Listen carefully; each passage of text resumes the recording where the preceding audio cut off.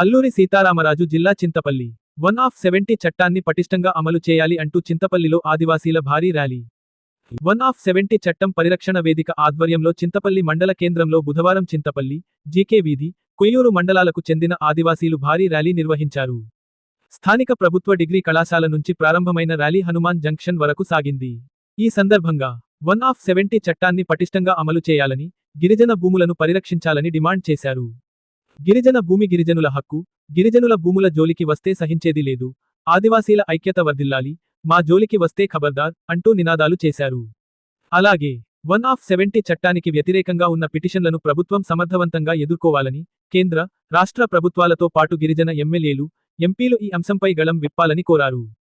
ర్యాలీలో ఆదివాసీ సంఘాల నాయకులు, మహిళలు, యువకులు, విద్యార్థులు పెద్ద సంఖ్యలో పాల్గొన్నారు.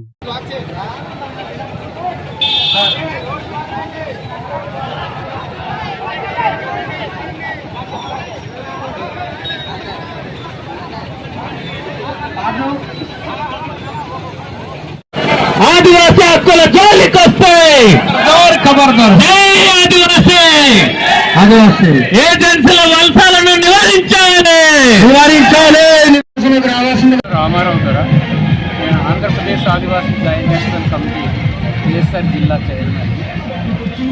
ఈరోజు ఏజెన్సీ ప్రాంతంలో వలస వచ్చినటువంటి అక్రమంగా వలస వచ్చినటువంటి ఆదివాసీకరులు సుమారుగా 1672 మంది 1/70 చట్టాన్ని రద్దు చేయాలని చెప్పేసి వాళ్ళు సుప్రీంకోర్టులో కేసు వేయడం జరిగింది. అంటే ఆదివాసేతరులకు ఇక్కడ ఏ విధమైనటువంటి హక్కులు సాధారణంగా ఉండేటటువంటి పరిస్థితులు లేవు. ఎందుకంటే ఈ చట్టం ఈ ప్రాంతంలో సుమారుగా 1839 గంజాం మరియు విశాఖపట్నం యాక్ట్ ద్వారా ఆ రోజు నుంచి ఈ షెడ్యూల్ ప్రాంతాలన్నీ కూడా ప్రత్యేకమైనటువంటి పరిపాలనను తీసుకొచ్చి ఆదివాసేతరుల సొరబాట్లను నియంత్రిస్తూ వస్తున్నారు. అంతేకాకుండా 1718, 1775లో కూడా షెడ్యూల్ డిస్ట్రిక్ట్ యాక్ట్లో కూడా ఈ ప్రాంతాలని ప్రత్యేకమైనటువంటి ప్రాంతాలుగానే గుర్తించి ఈ ప్రాంతాల్లో నాన్ ట్రైబల్స్ కానీ ఇక్కడ సొరబాట్లకు అవకాశం లేకుండా నియంత్రించడం అనేది జరిగింది. ఆ తర్వాత 1717లో ఇక్కడ ఈరోజు మనం 1/70 చట్టంగా చెప్పుకుంటున్నటువంటి చట్టాన్ని ఆ రోజే తీసుకురావడం జరిగింది. అయినా కూడా ఇప్పుడు 1970కి వచ్చిన వాళ్లకు మాకు హక్కులు ఉన్నాయి కదా అనేటటువంటిది చాలామంది భ్రమపడుతూ మాట్లాడుతున్నటువంటి సందర్భాలు ఉన్నాయి. అటువంటి భ్రమాలు అక్కర్లేదు.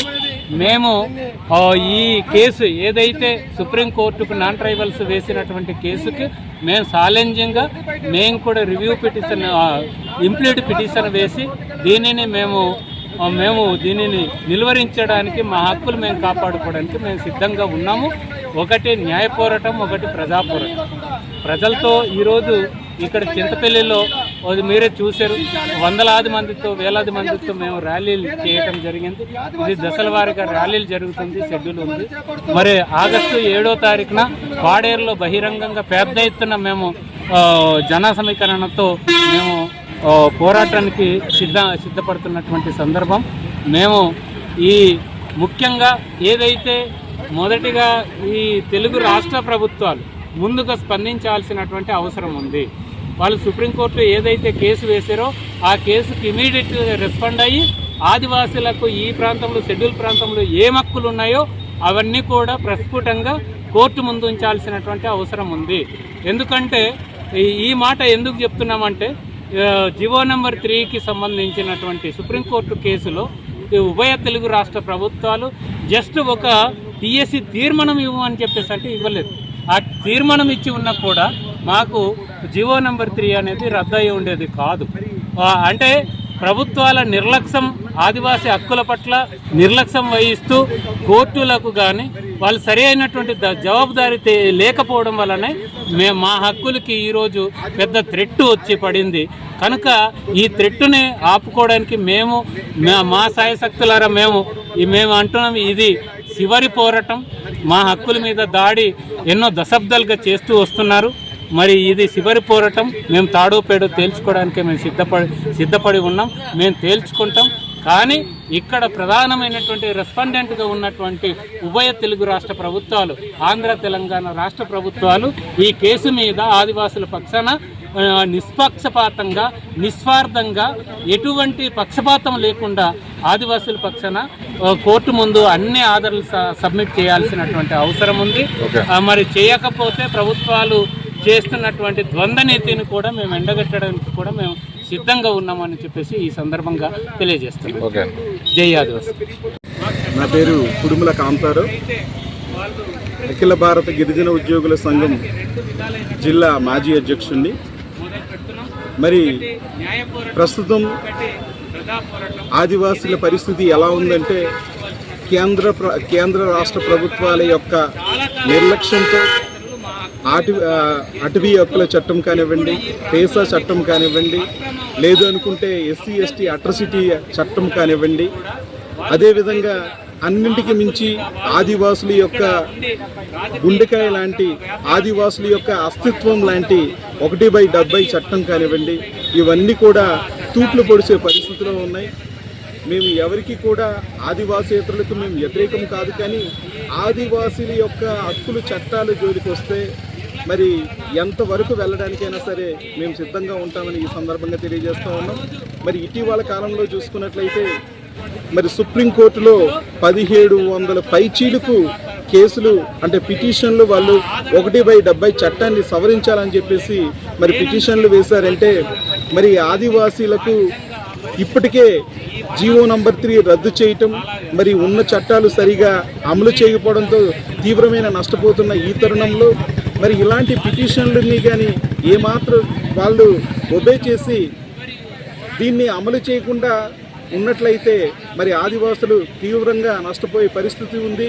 దీనివల్ల వాళ్ళ యొక్క అస్తిత్వం కూడా కోల్పోయే పరిస్థితి ఉంది. కాబట్టి మరి ఈ 1/70 చట్టం జోలికి వచ్చినట్లయితే మరి ఆదివాసులు మరి ముక్త కంఠంతో అందరూ వ్యతిరేకిస్తూ ఉన్నారు. కాబట్టి ఈ ఉద్యమాన్ని ఎంతవరకు తీసుకెళ్ళడానికైనా సరే మరి వెనకాడుకోమని చెప్పి కూడా ఈ సందర్భంగా మేము తెలియజేస్తూ ఉన్నాం. ఓకే. నా పేరు మొట్టడం రాజబాబు, భారత ఆదివాసీ పార్టీ రాష్ట్ర అధ్యక్షుని మరియు ఆంధ్రప్రదేశ్ ఆదివాసీ జేఏసీ రాష్ట్ర అధ్యక్షుడు. మరి ఈరోజు చింతపల్లిలో భారీ ఎత్తున ర్యాలీ జరిగింది. ఈ ర్యాలీకి కారణం ఏంటంటే ఆదివాసీలకు 5వ షెడ్యూల్లో 1/70 భూ బదలాయింపు నిషేధ చట్టంపై తెలంగాణకు అలాగే ఆంధ్ర ప్రాంతానికి చెందిన గిరిజనేతలు సుప్రీంకోర్టులో పిల్లు వేయటం జరిగింది.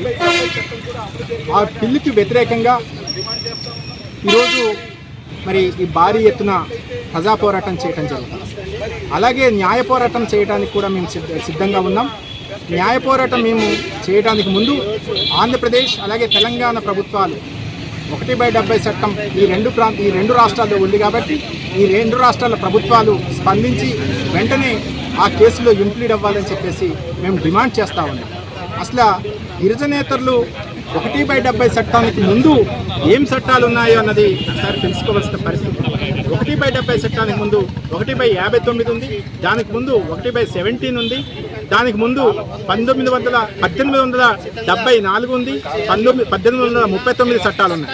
ఈ చట్టాన్ని అంటే బ్రిటిష్ కాలంలోనే చట్టాలు ఏర్పాటు చేయడం జరిగింది. భూమి మీద ఈ షెడ్యూల్డ్ ప్రాంతంలో ఆదివాసులకు హక్కులు ఉన్నాయని చెప్పేసి బ్రిటిష్ ప్రభుత్వమే గుర్తించి అప్పటి నుండి చట్టాలు హక్కుల్ని ఆదివాసులకు ఇచ్చాయి. మరి 1970లో 1/70 చట్టాన్ని చేసిన తర్వాత వెంటనే పందిరి రామరెడ్డి అని చెప్పేసి ఒక భూస్వామి మరి రాష్ట్ర హైకోర్టులో పిటిషన్ వేయడం జరిగింది.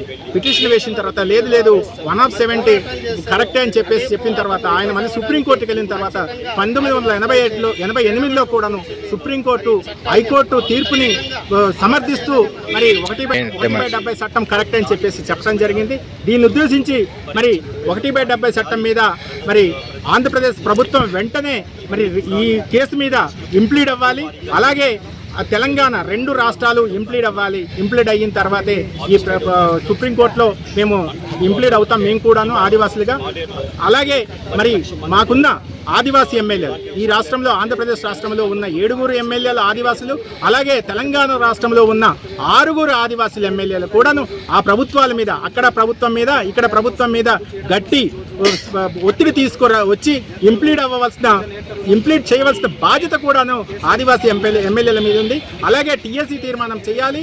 అలాగే ఎస్టీ కమిషన్ కూడాను 2 రాష్ట్రాల ఎస్టీ కమిషన్ కూడా జోక్యం చేసుకొని మరి రాష్ట్ర ప్రభుత్వాల మీద 2 రాష్ట్ర ప్రభుత్వాల మీద ఒత్తిడి తీసుకురావాలని చెప్పేసి ఆదివాసులుగా మేము ఆదివాసీ ఎమ్మెల్యేలను డిమాండ్ చేస్తా ఉన్నాం. అలాగే 2 ప్రభుత్వాలని ఆంధ్ర తెలంగాణ ప్రభుత్వాలని కూడా మేము డిమాండ్ చేస్తా ఉన్నాం. Yeah.